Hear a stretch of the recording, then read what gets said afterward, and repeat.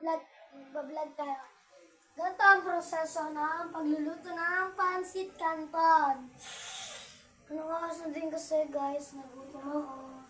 At yung mga kasama ko guys, si Alonso, si Yuan.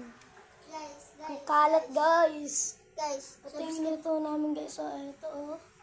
Hello guys. Hello guys. Guys, subscribe po kayo kay Guys, Team Trio.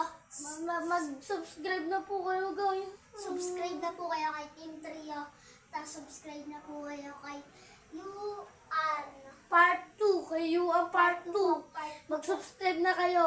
Subscribe na po kayo kasi Mag-subscribe na po kayo para makakuha lang pangarap po namin makakuha ng silver play button. guys. Yun po. Guys, ayun po ang pinapangako namin. Maraming salamat sa inyong pinahatid. Maraming sa inyong salamat sa nag-follow and share and subscribe sa aming